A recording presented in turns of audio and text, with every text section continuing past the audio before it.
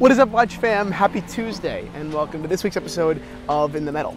Today, I'm going to be picking out which of the new additions in the watch shop at theoharris.com I'm going to be wearing around today. So let's dive in.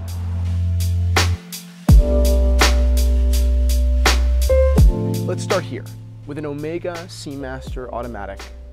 In many ways, it is very similar to some of the wonderful Seamaster automatics we've offered in the past. Elongated hands, silver sunburst style with a basic configuration. But what separates this watch from the pack is its color. This Seamaster, unlike every other Omega we've ever been lucky enough to offer, is actually cased not in steel or in yellow gold, but in rose.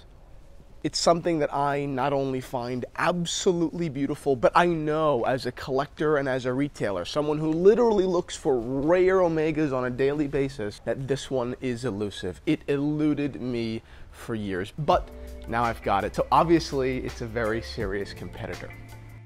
Still, I wouldn't be me if I didn't throw a classic Datejust in the mix, and this one is really a great example as well. Not only is the steel oyster case in wonderful condition, but its silver sunburst style is immaculate. But what really gives this example an edge over a lot of other Rolexes out there is the fine detail. Look at its dial and hands. Isn't it missing something? Lume. It's missing tritium. This example is a factory non-luminous one. Rolex produce variants like this throughout all of their models from time to time. There are non-luminous GMTs, there are non-luminous Datejusts and Day-Dates. They're odd and unusual, but they do exist. And to a real Rolex geek, it's details like that that'll just drive them nuts. Now, while those two watches are terrific and absolutely watches that I really want to take out today, I'd be remiss if I didn't try something in yellow gold. So check this one out. It's a different Seamaster.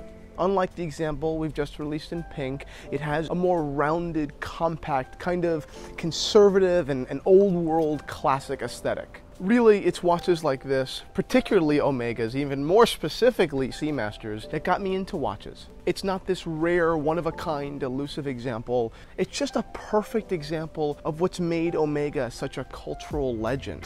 Simplicity executed perfectly with such kind of care and finesse.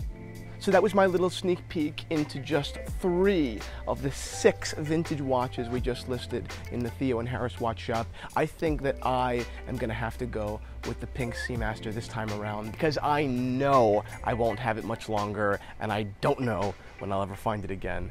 So I've got to enjoy it. Thank you so much, geeks, for watching. If you have any questions, please don't hesitate to reach out at info@theoharris.com because I can't wait to ship these vintage finds off to their new homes.